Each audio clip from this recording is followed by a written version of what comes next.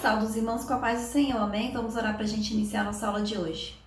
Senhor, meu Deus, meu Pai, nós queremos te agradecer, Senhor, por estarmos mais uma vez reunidos para mais uma aula da Escola Bíblica Dominical, meu Deus, e te apresentamos as nossas vidas. Pedimos que o Senhor venha nos dar sabedoria, Deus, que o Senhor venha nos dar entendimento da sua palavra, da sua vontade, que o Senhor venha nos fortalecer, que o Senhor venha aumentar a nossa fé, que o Senhor, Pai, venha nos encher com a tua unção, com a tua graça, com o teu Espírito Santo, porque é só o teu Espírito Santo, Deus, que nos fortalece, que nos capacita, e nós precisamos de ti, Senhor. Que o Senhor vai repreendendo da nossa vida, do nosso meio, da nossa família, todo o levante do inimigo, Senhor, toda a enfermidade, Deus, toda a seta, meu Pai, todo o desânimo, meu Pai, todo o mal, Senhor, tudo aquilo que não vem de ti, que o Senhor repreenda e lance por terra em nome de Jesus, Senhor. É isso que nós pedimos, Deus, e já te agradecemos em nome de Jesus. Amém? O título da lição de hoje é Resistindo às Sutilezas de Satanás. Nós vamos fazer a leitura bíblica que está em Tiago, capítulo 4, do versículo 4 ao 10, que diz assim: Adúlteros e adúlteras, não sabeis vós que a amizade do mundo é inimizade contra Deus? Portanto, qualquer que quiser ser amigo do mundo constitui-se inimigo de Deus. Ou, cuidai vós que em vão diz a Escritura: o Espírito que em nós habita tem ciúmes. Antes, da maior graça, portanto, diz: Deus resiste aos soberbos, dá, porém, graça aos humildes. Sujeitai-vos, pois, a Deus, resisti ao diabo, e ele fugirá de vós.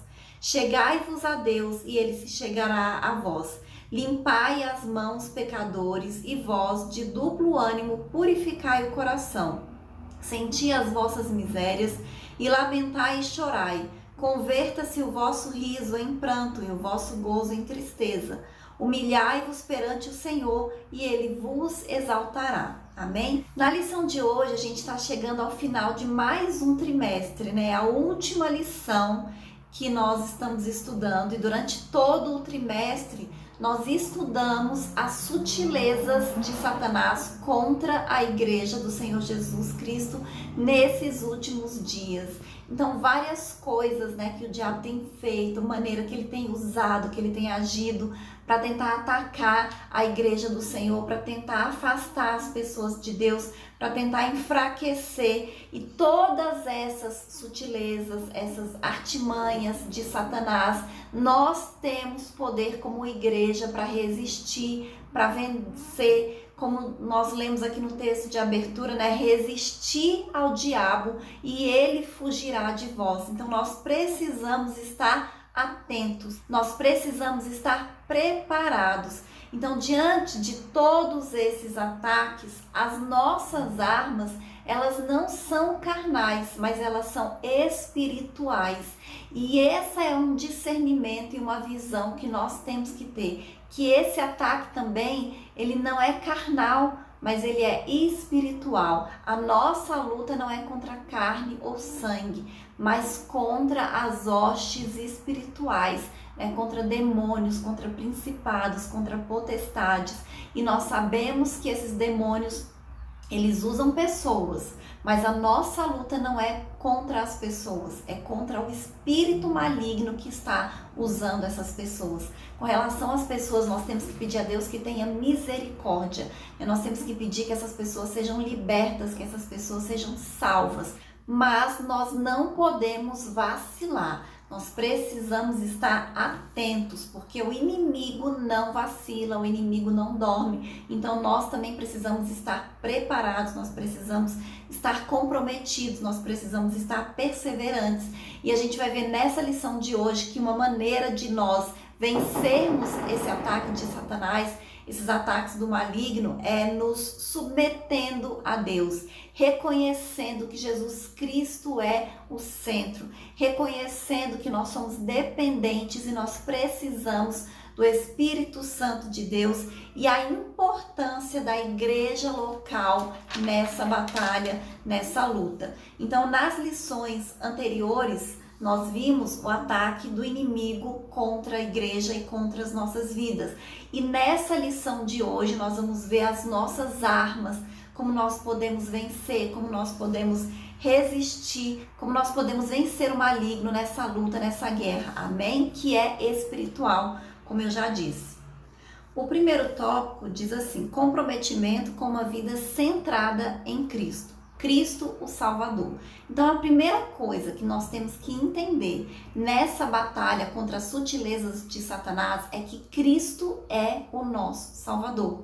Nós somos cristãos, ou seja, Cristo é o centro, Cristo é a base, Cristo é o centro da mensagem do Evangelho, da mensagem que nós temos que pregar, que nós temos que levar. Tudo que sair disso, que passar disso, vem do maligno.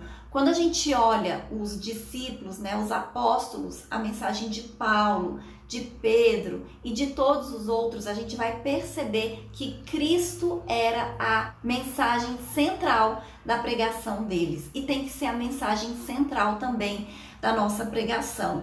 Cristo é o nosso Salvador e nós nunca podemos nos esquecer dessa verdade. Cristo é o Salvador. A nossa salvação, ela não vem de obras, ela não vem de outras pessoas. Qualquer ensino que tiver nesse sentido de que a sua salvação depende das suas obras, depende daquilo que você faz, que a sua salvação está em você mesmo ou em outras pessoas, é mentira do diabo. A nossa salvação, ela vem do nosso Senhor e Salvador, Jesus Cristo, e nós não podemos aceitar nada que passe disso, amém? O outro subtópico diz assim: Cristo o Senhor. Então, se por um lado nós não podemos nos esquecer que Cristo é o nosso Salvador, nós temos que proclamar essa mensagem, nós temos que ensinar essa verdade, nós também não podemos nos esquecer jamais que Ele é o único Senhor. E o que significa isso? Várias vezes, centenas de vezes, no Novo Testamento fala de Jesus como Senhor. Isso quer dizer que Ele tem autoridade, que Ele é o mestre, que Ele é o dono, que nós somos propriedade dEle. Amém? Então nós pertencemos a Cristo. Ele é o nosso Senhor. Ser discípulo de Cristo quer dizer que nós somos propriedade de Cristo, que Ele é o mestre, é Ele que nos ensina, Ele é o nosso Senhor, Ele tem autoridade sobre as nossas vidas. Nós não podemos nos esquecer disso, Receber Cristo como Salvador, mas não andar nele é de acordo com o ensino da palavra de Deus, você está negando o senhorio de Cristo na sua vida. Então, a falta de reconhecer o senhorio de Cristo é a causa do fracasso na fé de muitos cristãos, amém? Então, a gente percebe que hoje em dia muitas pessoas até dizem que aceitaram Jesus Cristo como seu Salvador, mas elas não aceitaram Jesus como seu Senhor. Elas não aceitam que Jesus governe a vida delas. Elas querem fazer as coisas do jeito delas, da maneira delas. Elas não se submetem à vontade de Cristo. Elas não se submetem à autoridade de Jesus Cristo. E isso é um perigo para a nossa fé como cristãos, e nós precisamos reconhecer isso. Nós precisamos nos comprometer com Cristo. Ele tem que ser o centro das nossas vidas. Amém? O outro tópico diz assim: o comprometimento com as Escrituras. A Bíblia, a revelação de Deus. Essa é outra verdade muito importante que precisa estar muito clara na nossa mente, nos nossos corações, e que nós não podemos aceitar nenhuma mentira de Satanás com relação a isso.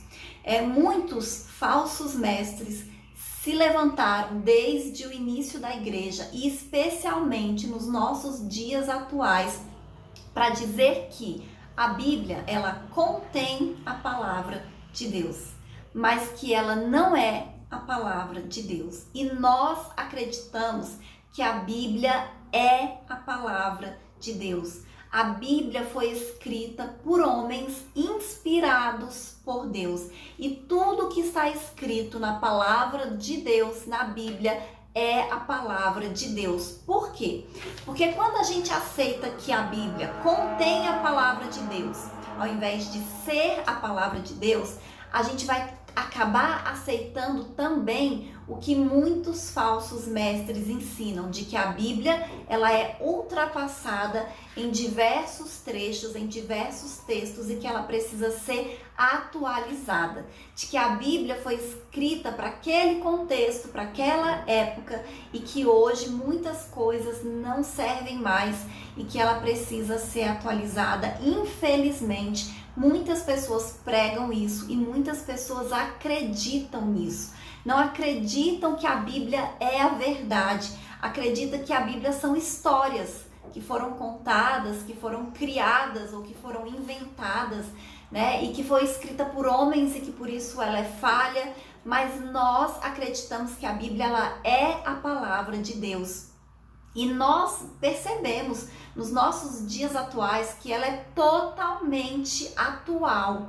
Ela continua com uma mensagem bem atual nos nossos dias de hoje. E na verdade, quando a gente lê a Bíblia de capa a capa, né, de Gênesis a Apocalipse, nós vamos perceber que a Bíblia não é um livro sobre religião, mas é um livro que Deus deixou para nós com muitos ensinamentos. É um livro sobre direitos políticos, direitos sociais, direitos humanos. É um livro sobre ciência, sobre saúde, sobre sanitarismo. Então tem várias informações que estão escritas na Bíblia que relacionada, por exemplo, à ciência, à astrologia, que já estavam na Bíblia antes mesmo da ciência e dos estudiosos descobrirem, comprovarem cientificamente que aquelas verdades eram verdades de fato, né? Então, assim, a Bíblia é a verdade. A Bíblia ela é a palavra de Deus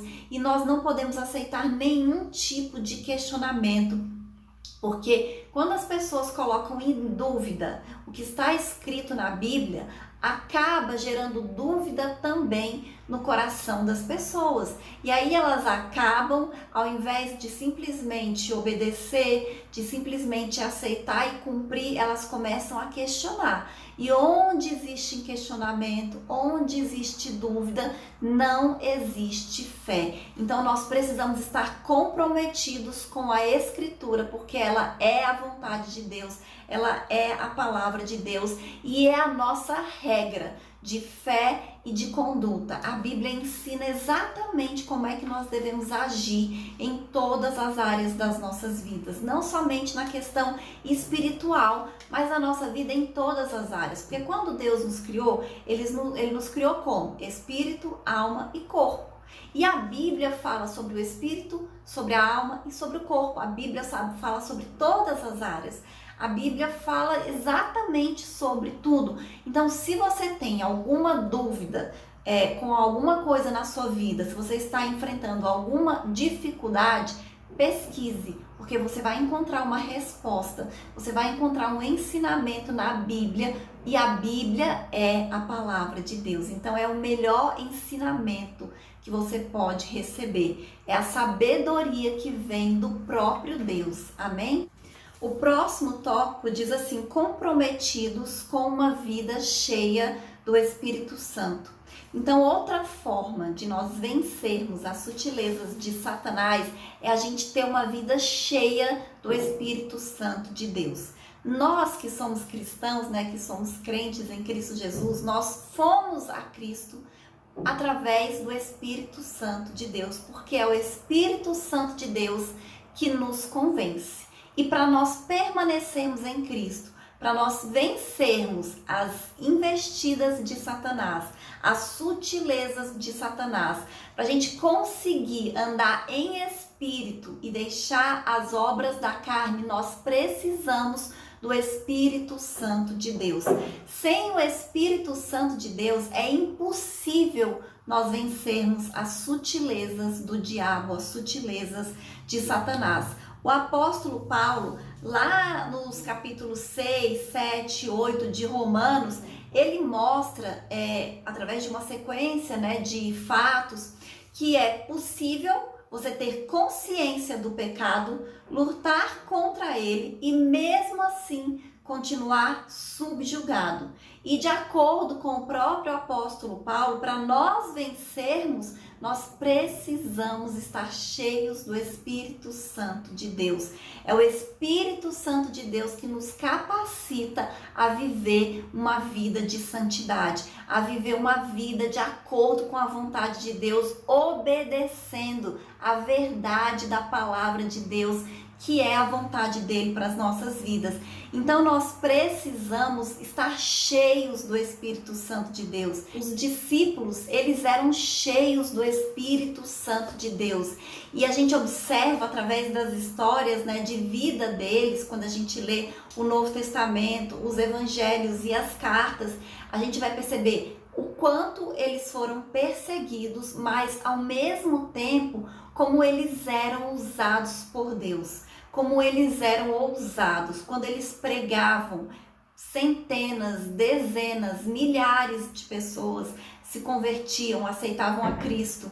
Quando eles oravam, as pessoas eram curadas, eram libertas.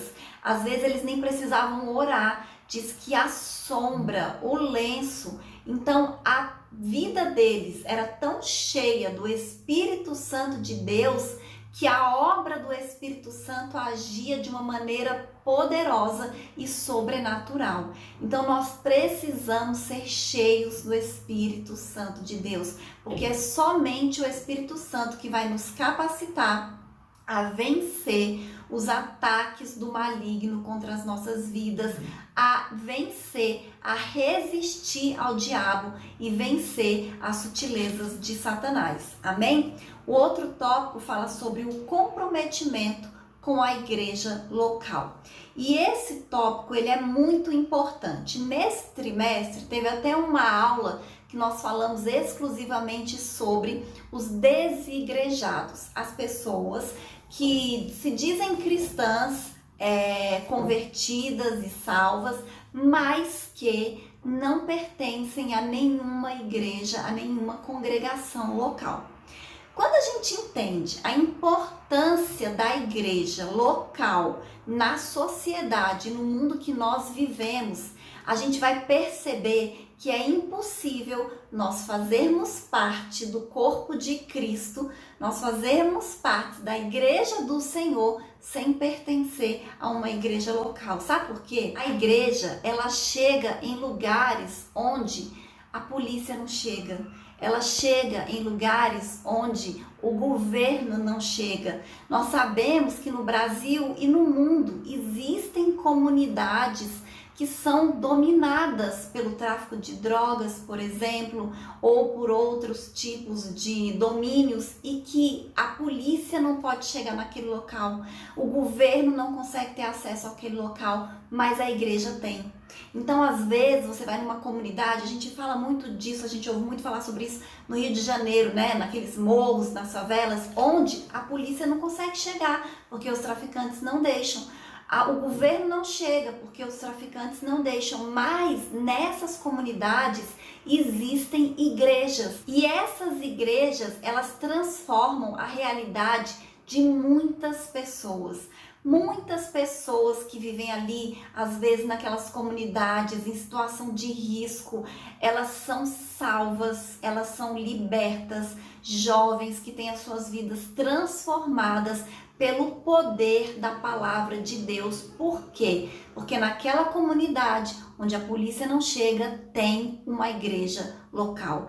Então a igreja, ela tem um papel fundamental de salvação, de transformação, de libertação na vida da nossa sociedade. E isso é possível através das igrejas locais. Então elas são muito importantes.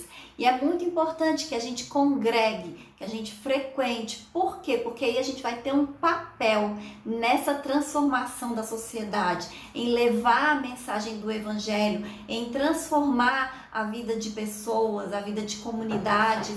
Nós temos um papel dentro da nossa igreja. É por isso que é importante que a igreja local exista, e a igreja local ela vai ser uma das armas contra essas sutilezas de Satanás, porque é a igreja local que vai estar ali ensinando a verdade, é a igreja local que vai estar ali orando pelas pessoas, levando a mensagem da salvação, a mensagem do evangelho. Então a igreja tem um papel fundamental nessa luta contra as sutilezas de Satanás, amém? E eu vou ler a conclusão que diz assim: chegamos ao final desta lição e do trimestre. Nosso propósito foi mostrar os ataques sutis de Satanás contra a igreja e destacar as estratégias para o povo de Deus permanecer firme na resistência contra o adversário. Sabemos que os dias são difíceis, mas o Espírito Santo é o guia e o auxiliador da igreja. Amém? Então esse trimestre, eu acredito que ele foi assim essencial, foi muito importante, porque nós aprendemos temas bastante atuais, coisas que nós vivemos no nosso dia a dia, mentiras que nós ouvimos todos os dias, e nós vimos e conhecemos a verdade através da palavra de Deus, através do estudo da palavra do Senhor. Então é muito importante que a igreja esteja fortalecida, que a igreja esteja preparada para essas sutilezas de Satanás dos nossos dias atuais, especialmente no mundo ocidental onde nós vivemos. Por quê? Porque no Oriente é um ataque mais frontal e direto contra a igreja. Em vários países do Oriente simplesmente é proibido. Não pode pregar a mensagem do evangelho e ponto. Não pode abrir igrejas e pronto. Se você abrir, você é morto. Se você aceitar Cristo, você é morto. Muitas vezes existem testemunhos ao redor do mundo, lá no Oriente, de pessoas onde o próprio pai mata o filho somente porque ele se converteu ao cristianismo. Então lá é um ataque frontal, é direto. Mas aqui no Ocidente, onde existe democracia, liberdade, as pessoas podem fazer o que elas quiserem, elas são livres, inclusive para serem cristãs, e a maioria da população é cristã, até por isso também que existe essa liberdade, essa democracia. O ataque do inimigo tem que ser sutil. Ele tem que distorcer a verdade, ele tem que distorcer a palavra de Deus, ele tem que distorcer os ensinamentos do Senhor com relação à Bíblia, com relação à família, com relação à identidade das pessoas, porque quando existe dúvida, não existe fé. Quando a verdade é distorcida, as pessoas vão se afastando de Cristo e da mensagem do Evangelho, e a gente vê o que está acontecendo, no nosso mundo, em muitas pessoas, muitas vidas, pessoas que se dizem cristãs, mas que fazem tudo completamente contra aquilo que está escrito, a palavra do Senhor. E é por isso que nós precisamos estar atentos, é por isso que a gente precisa ter cuidado, O inimigo, ele é sutil, e aí às vezes você quer defender a Bíblia, às vezes você quer viver de acordo com os padrões cristãos, e o que as pessoas falam? Ah, mas você é preconceituoso, ah, mas você é homofóbico, ah, mas você é atrasado, ultrapassado, você está fora de moda, Isso não existe mais, as coisas não são assim, o mundo mudou. E, na verdade, nós sabemos que o mundo mudou, mas a palavra de Deus não muda. E nós, como cristãos, nós temos que continuar vivendo o que está escrito na mensagem de Deus, na Bíblia, que é a palavra de Deus. E quando a gente escolhe andar de acordo com a palavra de Deus, de acordo com a Bíblia, a nossa vida vai ficar muito melhor. Quando uma cidade, quando um país decide viver de acordo com a Bíblia, de acordo com a palavra de Deus, ele se torna um país melhor. Então, é o melhor para as nossas vidas escolher a vontade do Senhor. Amém? E essa é a lição de hoje. E até a próxima aula com a nova revista, em nome de Jesus.